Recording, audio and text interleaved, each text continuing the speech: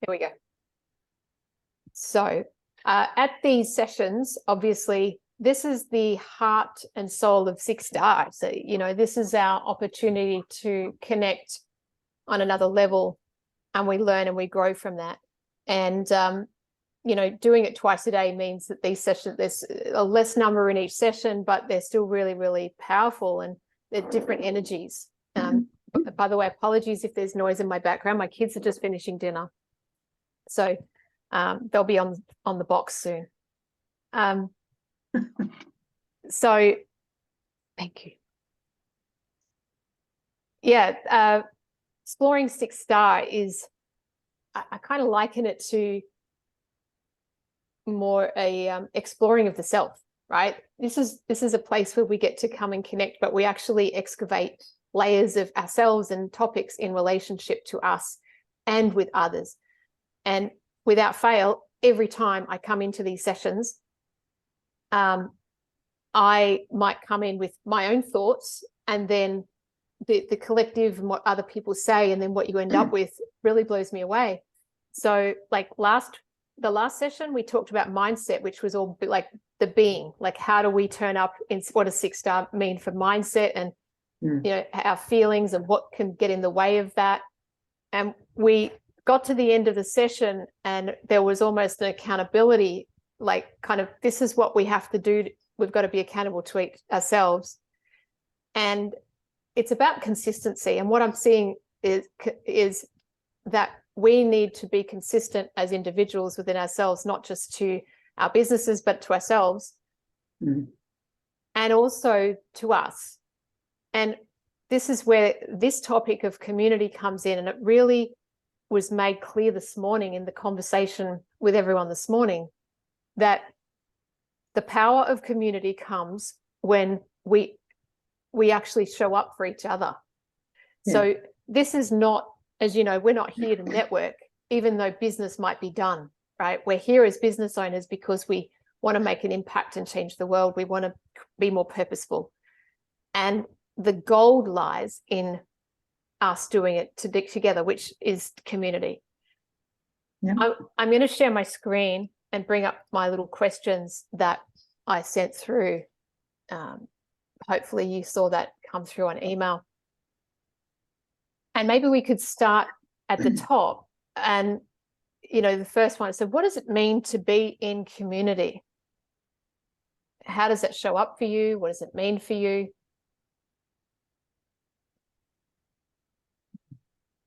Does anyone want to give that a go and take the lead? I can, if nobody else wants to vie for first off the rank. It's all right. Okay. I went to, actually, and the reason I went first, I went to a function last night in the city. Yep. And for the first time, I've walked into this particular group, and I knew five of the girls more intimately than others, than I met new. But the community means that you've got, when you work by yourself or you work in a very small enterprise, it means that you've got people that you can tap into and also pay forward, and then also support in what they do. But I think more importantly, it means that there's something bigger than you that you are attached to. And the value there is that for me, it's human-centered. So if you live most of your working life online, you actually can still have some really strong relationships. You can have a community that still shouts out for each other, still goes, have you ever thought about this? So you get a challenge plus support. You get people who listen and don't judge. And I think that's one of the biggest things. But who will also take you aside and say, I know you're struggling, or where can I be of support for you? So community goes deeper than it's just an Instagram post. It's more about actually getting in the trenches, so to speak. So with each other. Yeah. Love that. And I'm long-winded. Well, it goes to the whole village educates the child. I keep going back to that. And as a parent, you hear that. It's meant to be an African proverb, but I really think we're in a stage of world evolution where we are doing this far more swiftly, more effectively, because we've got people who have now made value decisions on how they're going to interact and how they want to live the rest of their life since the last 4 years. I think what you said, Carrie, is absolutely right, and I couldn't agree more. And I think it's finding a place of safety where you can be yourself and share your ideas and bounce off people and work together with like-minded people that you feel you can share. And actually, it's also, I think, one thing that, especially with everything with lockdown and stuff, finding the right people, finding your tribe is also key. And I mean, there's so much noise out there. There's so many communities and there's so many different groups of people. And I've tried lots of them. I just simply cannot get, obviously can't do all of them. And so I'm quite picky about where I hang out and, where I come. And actually, when I came on today, I sent a message to Ab saying, today I'm struggling and I'm coming here today because I'm hoping to I've got a lot of hard stuff going on in my personal life and I need to be energized and be able to get my head back into work and back into good space. And that for me, I mean, being in the right community and feeling safe enough to even share that, I think is really important. And it's not a salesy thing. But then, it also invites collaboration. And as I've said, it's not about networking, but it's about finding people who you trust and you could collaborate with and grow as an individual, as a business, and you need to find those people. And as you said again, Carrie, it's about the humans and finding the right humans to be around. I just looked up when you're far more eloquent than I am, Remni, so thank you for giving me I don't think so at all. No, giving me, because I listen to what people say and I go, yeah, you can just zip it up, girl, so you can just find the better way to explain it. But I just looked up because I've got one of those little vision board things and I knew I had it there, your vibe, your tribe. And I look at that and I go, that's it, that's what we seek out. Similar and different. I don't think it's healthy to be all the same. No. Similar and different, but I think it's being around people you feel you can be challenged by and who you can challenge. And I definitely feel that here. It's reciprocal. Yes, it's important. I don't like just yes people. Yeah. Excuse me. Awesome. Yeah, I've got so many thoughts already, but I'll wait for others to share what community means to them. Who wants to have a crack? Peel away part of the onion. Add to that. There's an energy field to this, I believe, the balance of giving and receiving. And even if it's more giving, I believe as long as it's aligned to one's purpose or best version in life, I think it is a wonderful thing because meaningful is the key to have depth to these communities. And it requires, as we just heard, it requires a lot of conscience to which communities are we exposing ourselves to, because the invites are flooding the email addresses. At least my one is always full. I can't even catch up with all of what's going on. And that energy in the community, or maybe a lot to do with leadership, creates the tribe and creates the feel or the environment where people either want to stay in or move on. So what it does, I think, it is recharging, it is refreshing, and if it's working out best, it's about an exchange of energy, ideas, and exploring more than who we are at that point. Mm. That's my take. I love that recharging and refreshing. Mm. That really, hit home for me in what you just said. Mm. Would you mind if I just pulled a paper out that I've been using with a whole lot of education leaders, and it's written by Margaret Wheatley, and it's from 2011. It's not new, but she's very, I don't know if you know about her. She's been very big in the States, and it's all about community and leadership.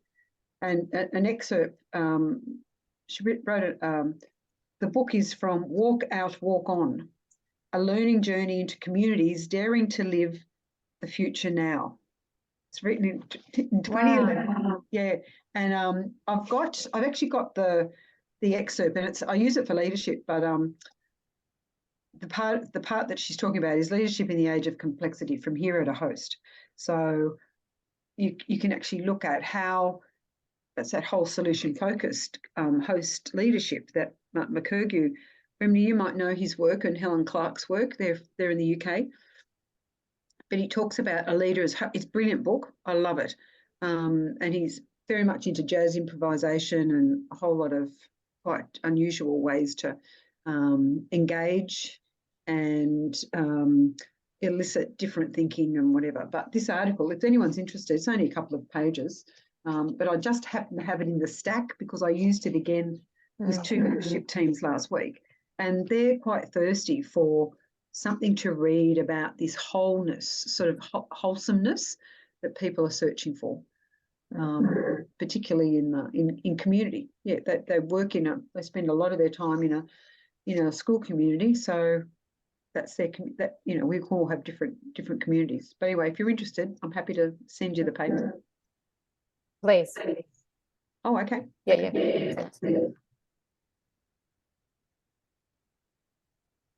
I think it's funny this conversation is kind of happening right now. I've been kind of wondering what the meaning of community is myself. Because I'm such a workaholic, in order to kind of just turn my mind off of work, I play I play a mobile game. And during the pandemic I'm not a very big gamer. In fact, my last video game was like the original Nintendo.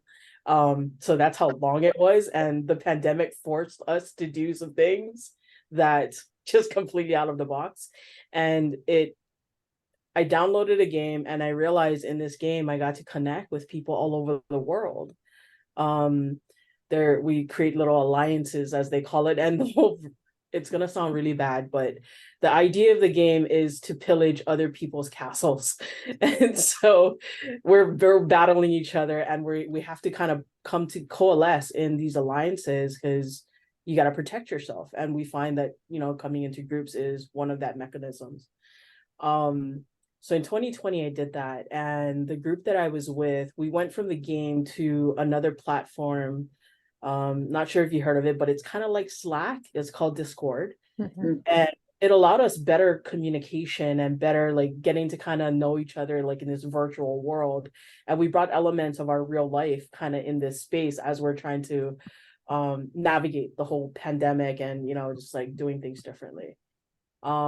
Just recently I stopped playing the game because there was a lot of just game drama that was happening, which I thought was hilarious to me, because I'm like, people are getting worked up over a virtual real estate. This is crazy. So I took myself away from that because I just couldn't handle that anymore. But just recently, the people that I met there through that game, we did a Zoom meeting, and we kind of like had a little bit of game night. And they're in the UK, I'm here, and we had a few people from the States, so we're in all different time zones. And I was thinking to myself, man, like this is super cool. Like, we're in all different walks of life.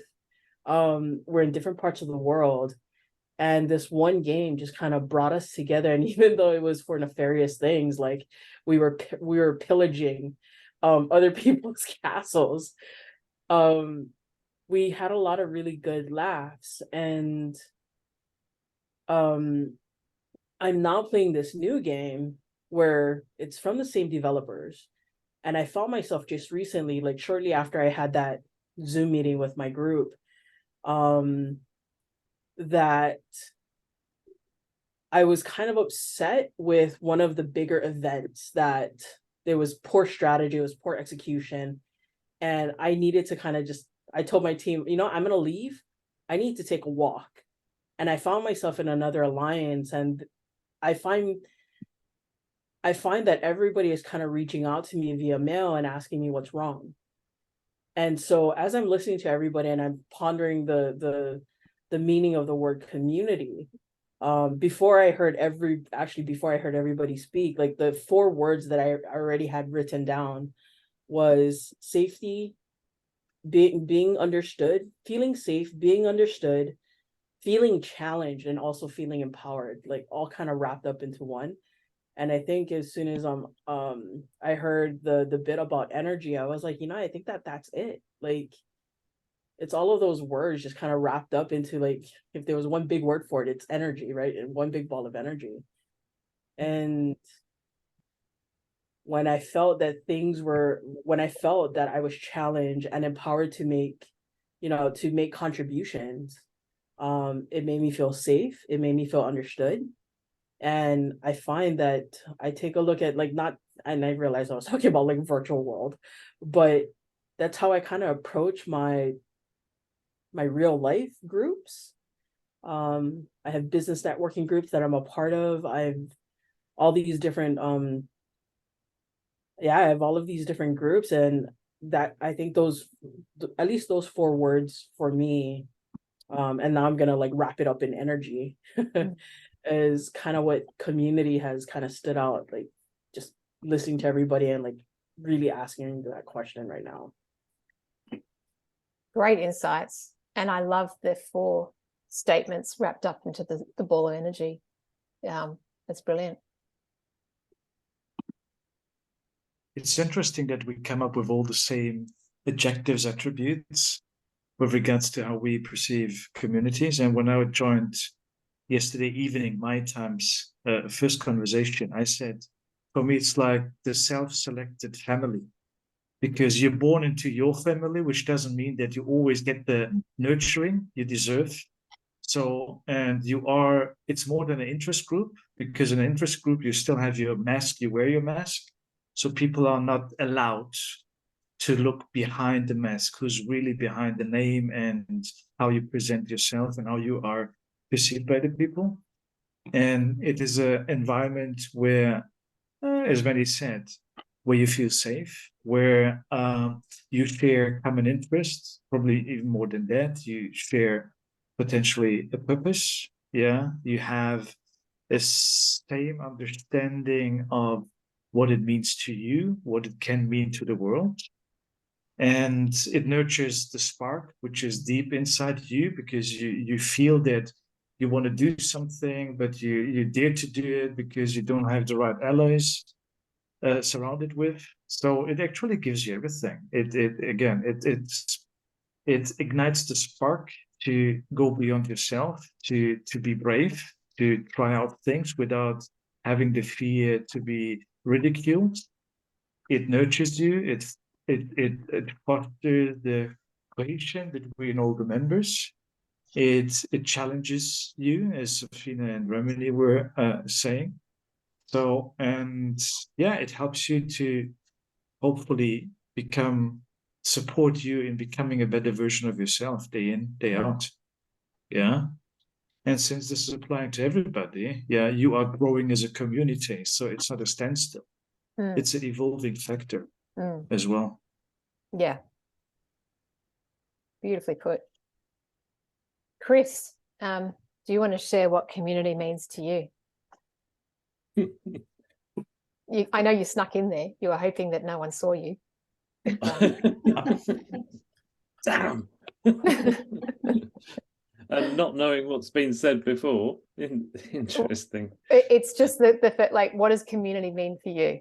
That's where we're at. Yes, it's interesting because I come at it from both sides in terms of being part of communities and running a community. So I've always looked at the community that I'm creating on sort of three levels, and I love some of the words and stuff that have been coming out. But one is belonging. So it's important to find a community that you feel that you belong to, and that's all about having the same principles as and actually the same focus and same sort of area of operation. The second one is all about support. So being valued, being supported, very much like what Corey was saying, having that, that safe space that you can go to where people will, and by support, it's also sort of encouragement and understanding. And the third thing is around development, so transformation, growth. For me, they're the three guiding principles. Somewhere where I can learn, where I can grow, where I can, again, as Corey said, be the best version of me that I can be, and where I can get ideas and new perspectives. And going back to the word that Safina said was about being challenged, because that's part of growing. So I have those things in there, but I think the core of it is finding somewhere where you can be valued and where you can add value. I love that. Absolutely. Thanks, Chris. Is there anything else, or did you sum that up perfectly with those last words? Yes, I think so. I think that was nice and succinct, actually. He's on it. I mean, he's in this space constantly. It's his life, right? So he's and Chris, you've got a gift of being able to sum things up and pull out highlights and the positives, and you've just got this wonderful way of wrapping things up. I want to share a couple of things that came out of this morning that I feel are relevant. And the first one was my own reflections on community, because at the outset, when I was thinking about this yesterday, I was like, okay, so community, it seems like it's a bit of a buzzword. And as in, there's so many communities these days, right? And especially since lockdown, and we hear it in business this is the way to go. And what came out of that, when I raised that this morning, was people were saying, yes, and there's almost a plethora, an oversupply of communities, and you can go anywhere, but they've almost been set up for the purpose of making money or for the purpose of bettering business, right? And so that therefore it becomes more of a business channel or a construct, But the other thing I wanted to share, so that in itself is something that, sorry, I just want to jump back. Not that I don't like jumping too much, but I want to just talk about that briefly. Because there are so many communities, and Remini, you said that as well. Chris, you see this as well. You've got to be very discerning, I think, about, what's of value and what's just lip service. And what is a networking group versus a community, and understanding the difference, because there is a big difference. This morning, just an hour before the session this morning, I was doing my exercise, and I was thinking about this, and I recalled that, oh, hang on, community's been a part of me for a very long time, because I grew up in a church. It was a strict religion, and we went to church every week. And there was a big sort of onus or emphasis, a spotlight on new people that turned up, and they'd turn up and you kind of go, oh, depending on who they were, how old they were, there might be people that look after them and talk to them. And as a kid, it was always, I'd look at it as with sort of interest, what happens? Do they stay? Do they go? That kind of thing. And when I was about 11 or 12, there was this family who turned up. They had 4 kids. And they were kind of about my age, and they're a Greek family. And everyone like looked at them like, oh my God, there's a family with teenagers and they've turned up. And as it turned out that day, I met 2 of them, the youngest 2 kids who are girls, and I'm still friends with them today. And they, tried it. Their mum never came after that first day, but the dad continued to bring his kids every week. And he obviously was looking for something more, in his life, and he wanted to have that for his family. And I shared this, and then the conversation in the group, Marty was bringing up, the whole about community as a real community. There's a reason why people go, that it's about meaning, but there's also typically a point that people need to engage in their heart on an emotional level in order to stay. So there's got to be a trigger point. And I was thinking about this in this church that I went to. Like, some people would stay, some people would go. I mean, maybe they'd go to another church, I don't know. But there's a reason why we turn up to places, right? And that could be based on what expectations are. But if we are looking for that place of connection and being in that supportive kind of place, there's got to be an event or a point at which something flips and you go, this is what I've been looking for. This is what I need.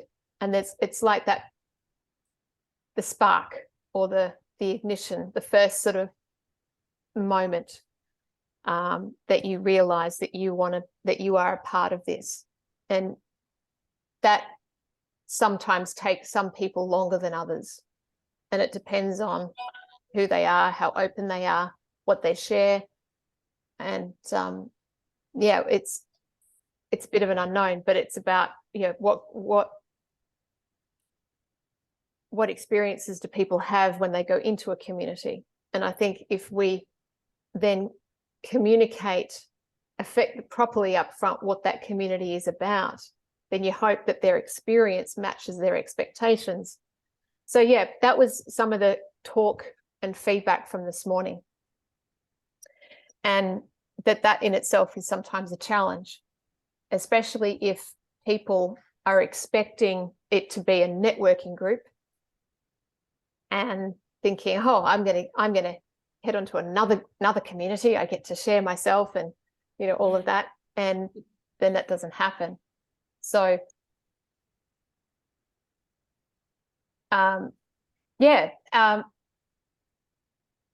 what about? I think that's really interesting, because it's one thing about getting people to join a community, but making them stay is something, or even wanting to stay. But a flip side of that is that a lot of people join a community and are a bit voyeurish, watch what's going on. And in order to get the best out of any community, you need to contribute, you need to engage. Yeah.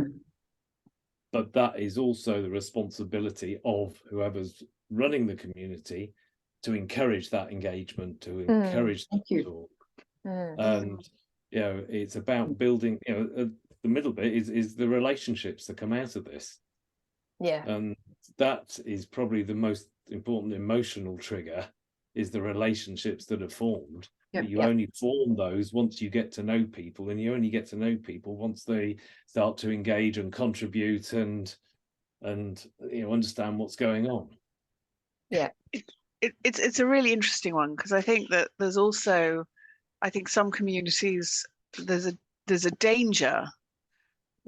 I mean, similar to what you were saying about the church, Av, was, there's a danger of having a core, a real kind of, it might be a core group of people that come all the time, and then when new people come, I think it's really hard sometimes to embrace the new people and nurture those relationships. And I think it takes a lot of work for people to find the right group to ensure that they are able to grow and accept that people are different, and we can only grow by accepting and welcoming new people, and actually we can learn from the new people, and we want that new blood, and then some people will leave and some people will come back and things, but I'm thinking of a particular community that I joined when I first started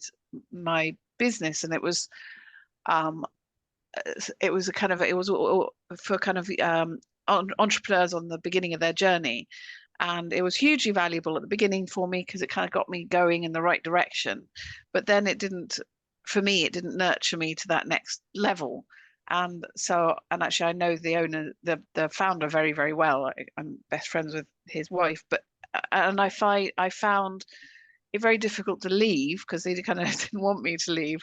But then at the same time, there was just no opportunity for more development, and then I wasn't engaging with it, and then when I did try to engage, it felt really cliquey with all the people. There were about kind of 30 people who were hugely cliquey, and I just didn't feel like I was part of it, and I just couldn't continue. And I think that's getting that balance of community and enabling that sense. It's not just the person running the community, but it needs to be the sense that the community welcomes other people, if that's the community you want. But I think there are dangers of communities as well, which not dangers is probably too strong a word, but I think you know what I'm saying. Yeah, for sure.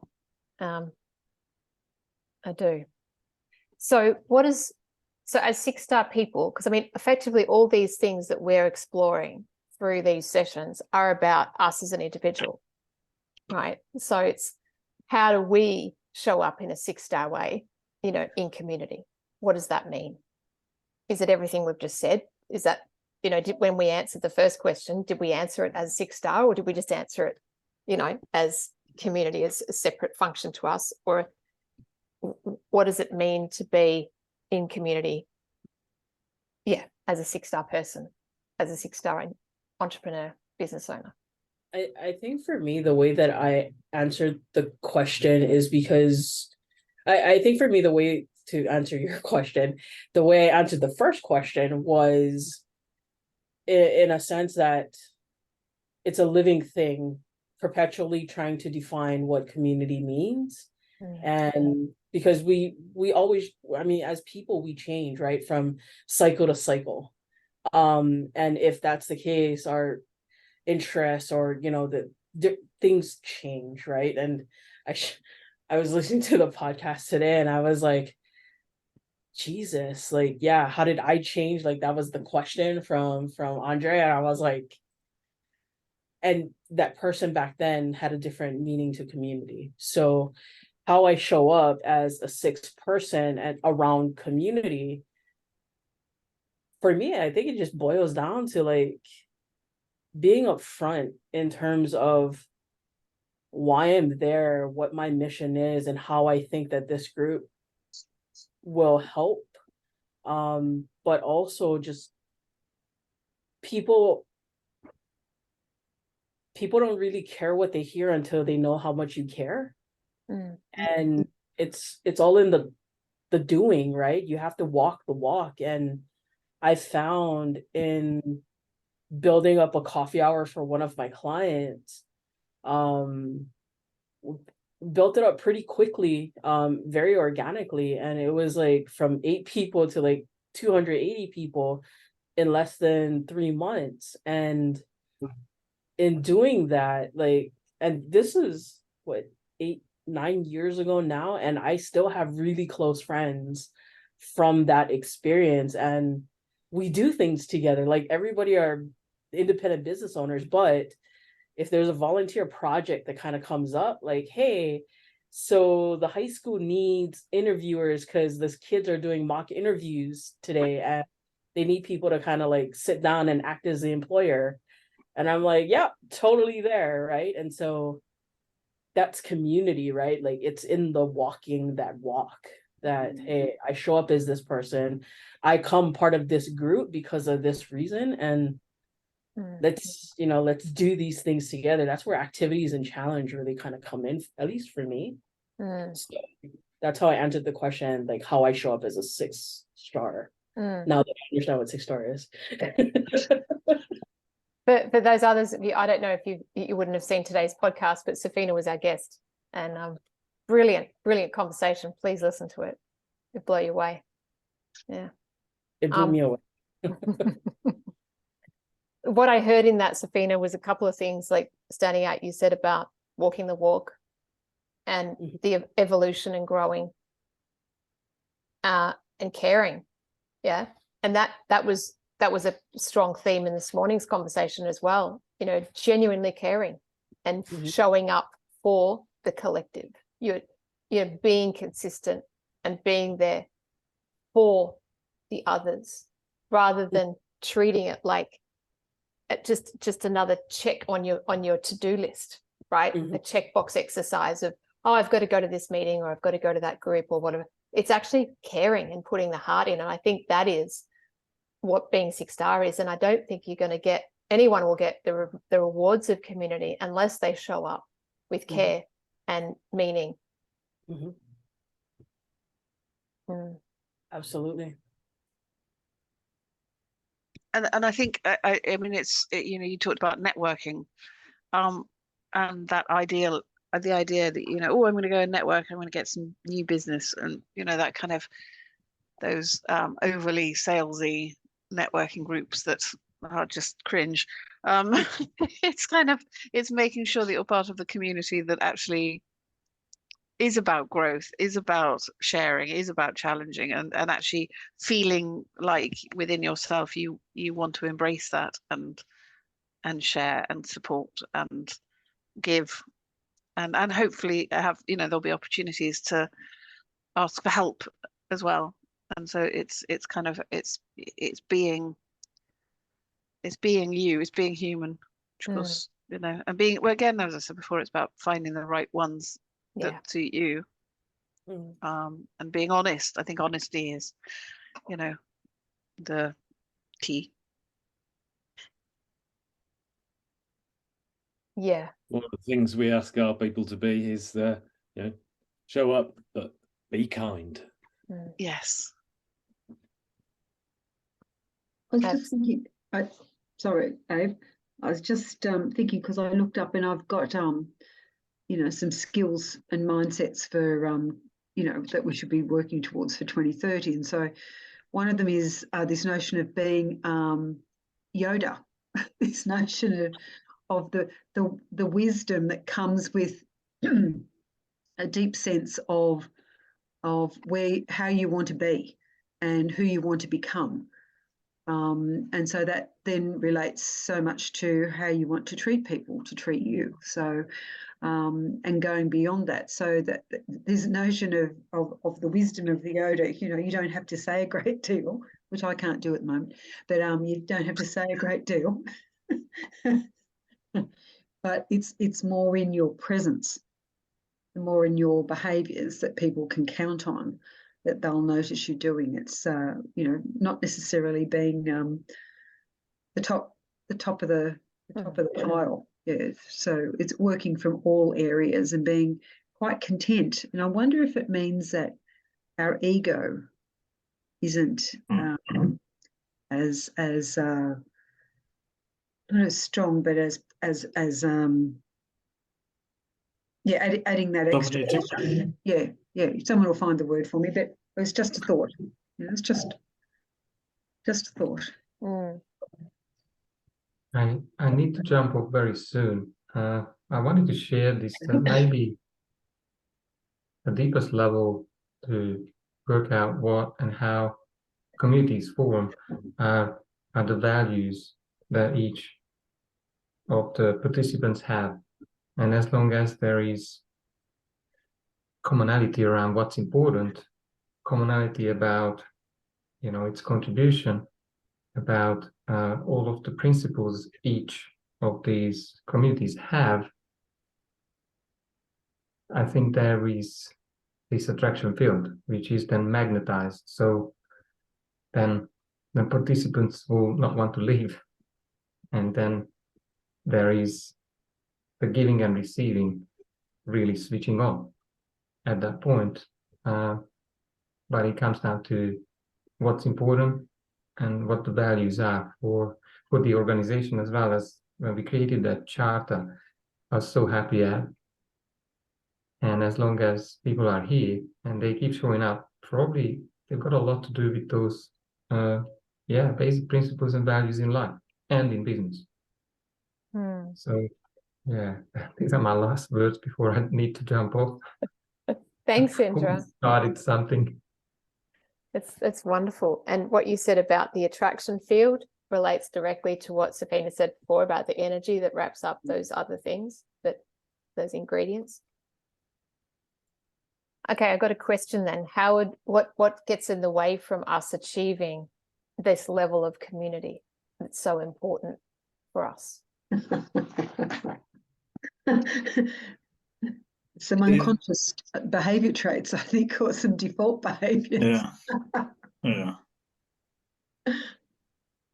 I was going to say, I think you know, you don't always find the right community, and I think, you know, you can troll that's the wrong word. You can go to lots of different places, and actually, you know, if you're not finding the right people, you're not going to be able to share and grow and help others. And so I think it's that can be a blocker, you know, and not being in it, you know, and not turning up, and you know, life gets in the way, and sometimes you think, well, like today, like I nearly didn't make it myself today, but I think it's important to show up as a start. Yeah, exactly. Even if you're late. Even if you're late. Yes, even if you're late. Because let's face it, we've all got lives, you know, we're all human, and things happen, and yeah, Joanne said this morning, one of the comments was the noise in the marketplace that dilutes the good stuff. And so we can be very distracted. You know, we think about the society we live in at the moment, and it's so dividing and it's so isolationist. It tempts us into these like vortexes of you know, addictions into different portals of, you know, social media and chats and this and that. And I see it just in my kids with, I don't know, it's one of the games they play at the moment. It drives me nuts. And I went through it with Minecraft, right? And it's very distracting. I mean, they're kids, but you know, I'm just using that as an example. But as business owners, there's this whole marketplace and there's so much going on. And sometimes that's so off-putting. You just don't want to see it all, but then you just turn to escape. And other people just get sucked into it all. Like, you know, it's just addictive, and it's alluring, and yeah, her comment was people don't pull themselves away from the negative activities that keep them caught up within themselves. And I thought that was very insightful. It's seductive. It can be really seductive. I love that word in that term. One of the guys I used to work with, he would just say, yeah, it's seductive behavior. It's deliberately seductive, or it can be unconscious until you realize what the changes are in how you're interacting, how you're contributing, how you're participating. I love that. Intentionally seductive. Seductive. There you go. Say that and have a glass of red wine with that next time, Chris, and just see how you go. I mean, I mean, yeah, I mean, it comes down to chemistry, right? Like serotonin and oxytocin. Within community, the way that we share off energy, right, creates that chemical effect within us. And yes.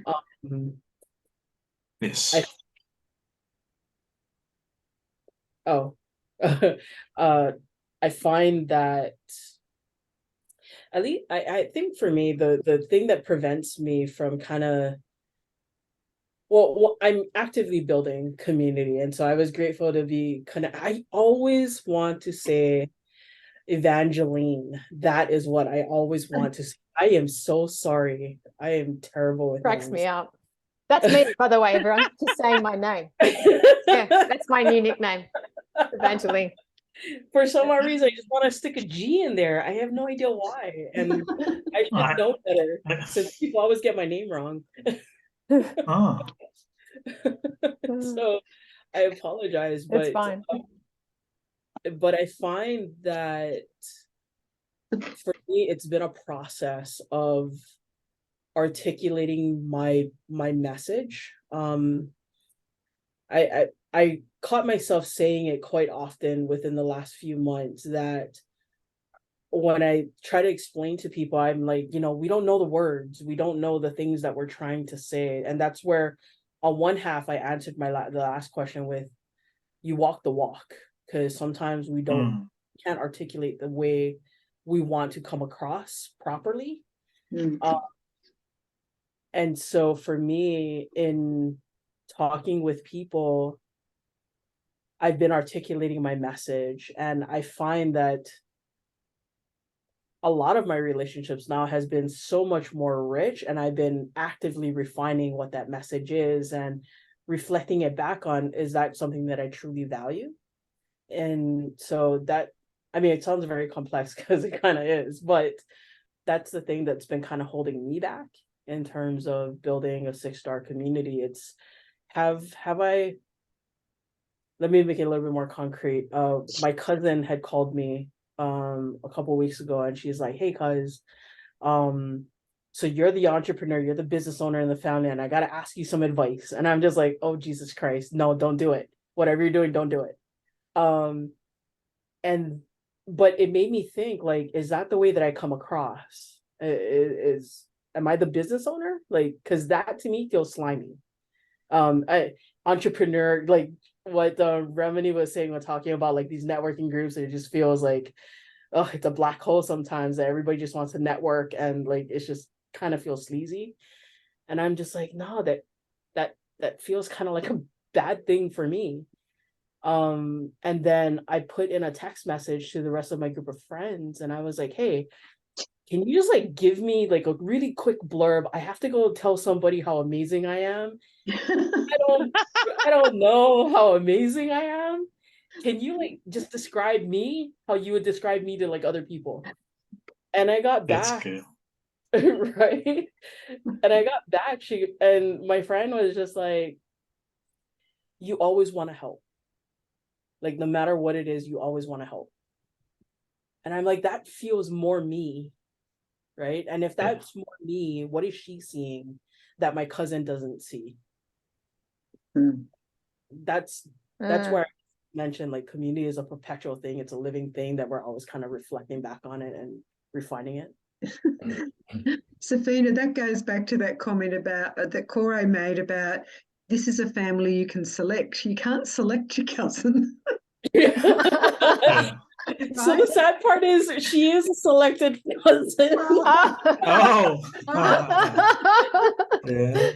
Fair enough. I made an assumption. Terrible. Yeah, I'm digging my grave here.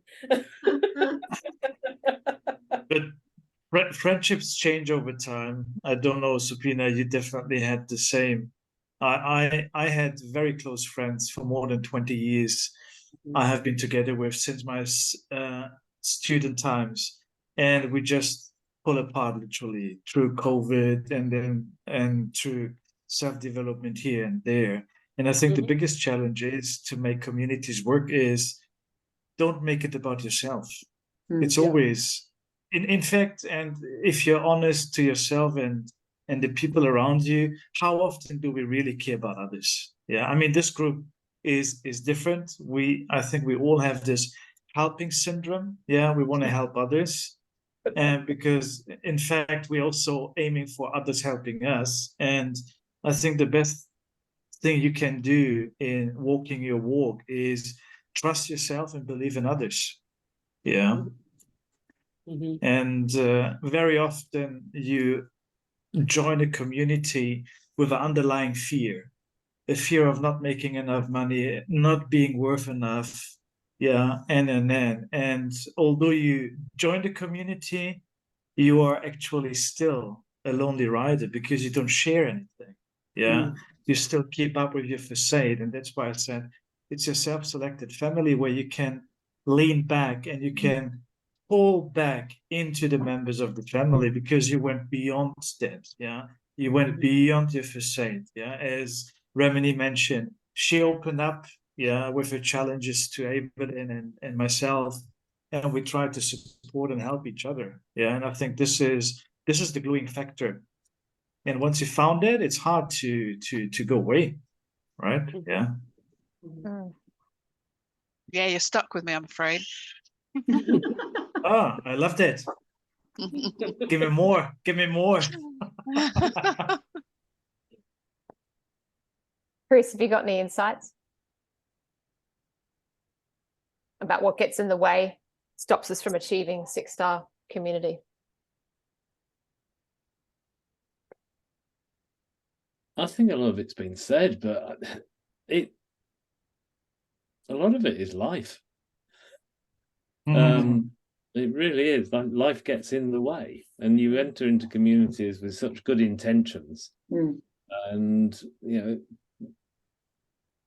different things happen that mean that you can't actually do what you wanted to do originally.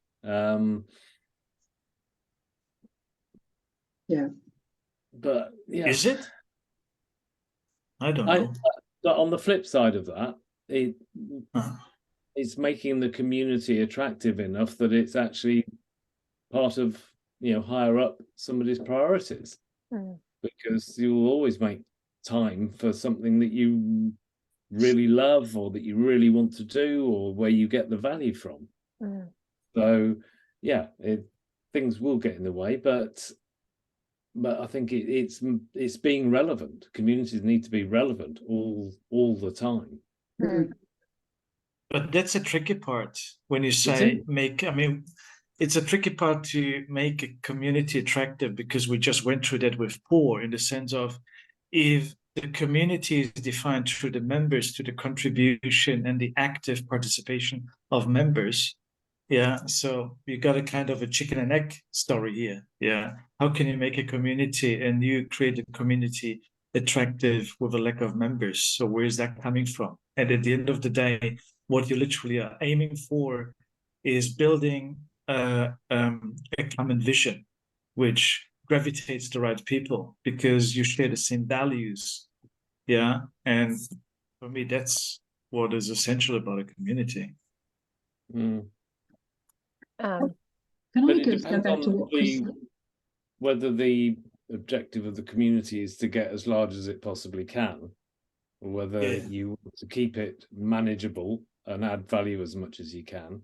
And something that came into my mind when I was listening earlier was that actually what tends to happen in communities, they get to a certain stage and then sub-communities tend to form within the community. And that just adds another layer of sort of complexity from the management control side. Then part of it is, well, if the sub-communities are on sub-interests, then let it run. A community is a living thing, That's right.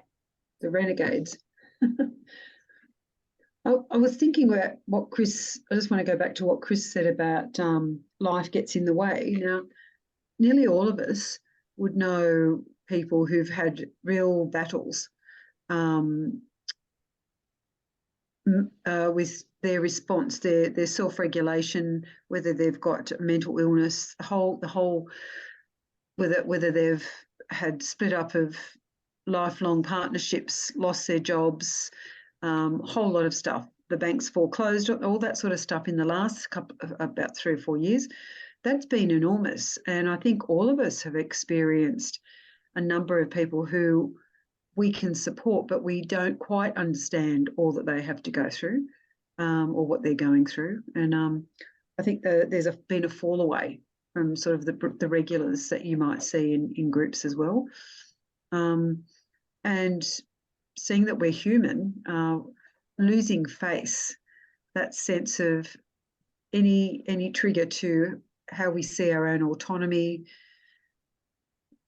our relationships, sense of fairness, all that sort of stuff, that sort of comes through. So people will just go, they will disappear for a while. Some will come back, Some people haven't got the skills to share a whole lot of what's going on for them. So I think if anything that's taught us the last few years is that we actually need to have heart. We need to be confident, but we also need to have empathy for those who aren't as much. That's right. That's right. I think one thing that's stood out for me is from both conversations is, and I'm being kind of transparent when I say this, is I probably haven't been as forthcoming in reaching out to you guys as I could have, you know, like just as a friend, because that's what community is about. I've been so busy with all of my stuff and my life and the stuff that I've got going on at home, and just doing what I can to, you know, survive with that, and then show up for my clients, do this. I mean, I love Six Star, and I love, you know what I mean? This is such an important place. And if I asked in an ideal world, you know, what would I like? And I'm sitting here going, well, I should be reaching out to each member every so often and just having a chat, having a catch up. And I know you guys are really good at that. Occasionally, you know, I'll get an email from one of you, or, you know, and we'll have a catch up, but I haven't been as good at doing that. And so is that because I'm kind of the facilitator of the community? Maybe. But yeah, that falls on me. But yet it does the way it's structured at the moment, but it shouldn't need to be. I think the important bit out of that is, and something I was just thinking about, when somebody joins a community, they need to be introduced and shown direction and given a path that they can go on so that they can get the most value out of it. Yeah, that's true. And then that regular check-in comes into play after that. Yeah. But you know, I've just taken on a community manager to do exactly that. So it doesn't come on to me to do it all the time. Well, it's an onboarding, isn't it? It's something new. It is, yeah. It's an onboarding, yeah. And at the same time, because you're creating it, you're onboarding yourself. Yeah. It's layered. Yeah, that's right. My energy is placed in different places. Like I'm always thinking about the value. I'm thinking about, right, you know, what can I do here? What are we doing there? We've got an event next Tuesday with our first our special guest expert on soul care and self-care, which is just going to be amazing. Like, you know, and I've got a bunch of these people lined up to come in and talk on their topics, and that's where I'm kind of focusing my love and my heart and energy is in creating the space for everyone rather than at the individual level. So I think that's the best way I can describe why you might not hear from me if you expected to hear from me. So I guess that's also an apology in a way, isn't it? But there's gifts all around, I think. So everyone brings something differently to the group, and I think people are more understanding these days. But it's interesting because I think what you're saying, I think again, other communities I've been part of, you know, and when I mentioned before the community where it felt cliquey was actually I interviewed their members, and one of the things they were saying is if people who were part of that kind of inner group proactively went out and spoke, this was at a big event, but actually tried to include and spoke to the newer members, it would have brought more value to everyone. And actually it's something that maybe we could adopt within this community is, you know, it is, I want to meet lots of people, and actually if it's part of, you know, once you've been a member for a certain amount of time, when a new person comes in, you know, there's someone's in charge and keeping them engaged. So it's not all down to you, and it's a, you know, it's a benefit for everyone. And then maybe doing, I mean, Chris, you do a great thing in your the huddles is when you get other people to describe what the other people do. And I think it is important that there is a reach out, but I think it's also got to be done in a way that it feels real and that's copeable. You know, you can cope with it. And I'm part of another community, and the person who runs it does reach out sometimes. But if I'm being really honest about it, it doesn't feel that it doesn't feel that honest, because she'll Authentic? leave a message. Mm. Yeah, authentic. She'll Mm. leave me a message, just checking in how you're doing. And then I might reply saying, "Oh, that's so nice to hear from you." And I don't hear anything. And it's like, well, was there Mm. any point in that? She's using a That's box. check the box. Check the box. Yeah, Check the I've box been a exercise. checkbox exercise, and I find I'd rather she hadn't bothered because she didn't mean it. Yeah, yeah. And so it's making sure that you're doing it and meaning it. Mm. And you can't do it all. And so that's when, I thi- you know, I think one of the biggest challenges Thank you, is Chris. also assumptions. Assumptions about what others think, and instead of getting clarity, by simply asking, by being brave enough to ask. See, Yeah. Chris. Thank you. I realize the time. Chris is heading off. See, Chris. Last question. Just final words. What would you do differently, or what is something that you can take on from this conversation that would help you to be more in alignment with the 6-star version of, you know, who you want to be in community? What do you need to let go of? What do you need to do, take on? Something to think about. personally, I think what I just said is I- reach out to people and, you know, actually do that as a bit more proactive. Mm. Encourage more engagement within the community, with Yeah. other people. So Safina, I've not met you yet. It would be lovely to meet you properly. And Carrie, I know we've met I know ages you. ago. It would be We're gonna lovely get- to have another chat, you We will. know. Absolutely. I'd like to put at another time. I want to put something to you all. So, because we finally got a mechanism to be around the world and have a purpose at the same time as making sure that we build those relationships. So that would be great to do. So Remini will do that. We'll put it in. Nice. And That would be Safina, great. I sent you a message via LinkedIn. Yeah, I did respond to it. And Oh, so, good. yeah, that's awesome. But I think what I know, so this is what I've been doing. It kind of goes back to the last question as well, is it's about that connection that Remini was talking about. And I do this thing. I don't post up on social media because I do that often for my clients already. But what I do is I direct message like my friends, and it's been a good way to kind of reconnect with old friends that I've always wanted to stay in touch with, but we just kind of fell apart for some odd reason. And what I do is it's all on Instagram. I find like the feed, the things that make me kind of laugh for the day, or the things that are just like kind of going on, that is either, oh my God, mind blowing, but also funny. And I just send it. I just totally send it. There are many times where some of my friends don't respond back, and that's totally fine. And I have this one friend who's a Marine. He was a dear friend of mine until he left and he moved to the States. And one day he ends up messaging me back after like months. I'm like, are you still alive? But you know, it is what it is. And he messages me back. He goes, you know, so thank you so much for just sending, even though I don't say anything. Like, they hit when they need to hit. And I'm like, that's so good, because I know that he also suffers from PTSD. And I don't do it because he suffers from PTSD, but I do it just because like that's how I want to treat my friends. So I started taking that, and I started building my direct message list. But I took a look at what I was doing there, and I was like, you know, I have a lot of these connections on LinkedIn. I have a lot of these connections on my contact list, my email list. Why don't I make it a goal by July to be able to roundabout, like, go and connect with everyone? Because what I want to do, and it's something that I already started doing with just little, I'm always reading articles.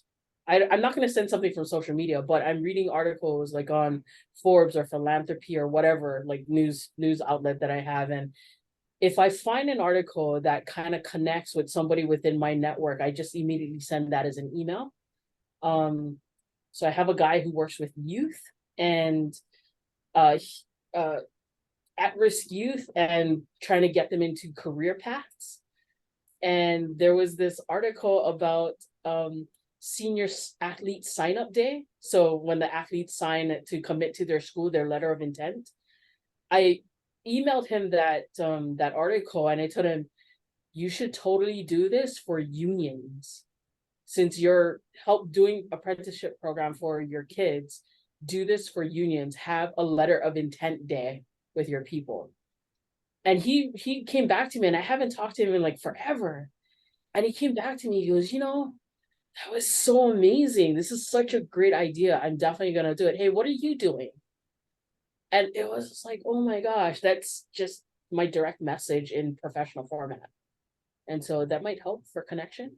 And so, as an aside, a girl I know quite well, she looks at disappointing affirmations every day on Instagram. I do that too. Oh, that's so funny.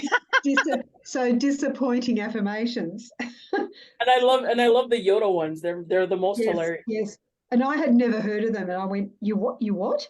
And I went, so today I will take control of my emotions. Full stop. I am choosing anger. I'm going, yes. There's no way. Yes. Like, I'm astonished. So I'm exactly where I want to be.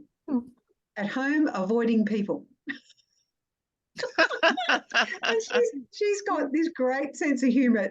She's highly intelligent. You'll know who it is. It's Celia. It's a yes. Stop following your heart. It's an effing moron. So I'm going. See, that's the kind of stuff that I love sending to my friends. I'm like, it's gonna be a great day. This is our moment. Yeah. No, it's not. Yeah. No, the moment's gone. Yeah. Yeah. Well, there's a whole bit of advice around if you reach out to 5 people each day and just send them thinking of you, blah, blah, blah, and you have no expectation of what comes back, that you actually benefit more from that than they may. It's that notion of giving, paying forward. And then, and it's, I just trust. I just go, if I've thought about, say, Avon for 5 days, I just go, oh, for crying out loud, just say hi, been thinking of you. Just get it off so you can move on to somebody else. And more often than not, you get something happens and they ring just after you've had the thought, they ring straight away or something. And I'm going, oh, maybe I've got another superpower I didn't know about. So this is all about being consistent and actually reaching out, right? Again, it's about caring about other people and just in your own way, whether it's on like sending the Instagrams or whatever it is, the direct messages. Yeah. Exactly. I love it. I'll need to go. I've still got some more to do. Yeah. Thank you so much, everyone. So much. It was wonderful. Thanks, Safina. It was awesome to have you. Hope you enjoyed yourself, and I'll talk to you soon. I'll use Remini. I'll use LinkedIn. All right. Cool. Yeah, I found you. I've got you up on my left, my other screen. So yeah, and I've got both of you up. So I will connect with you, Safina, and we'll arrange something soon and catch up with you soon, Av. Yes, for sure. Bye. Thank you. Thank you so much. Thank you. Bye. Yeah, thank you. Thanks, Safina. Yeah. Bye. Bye. Bye.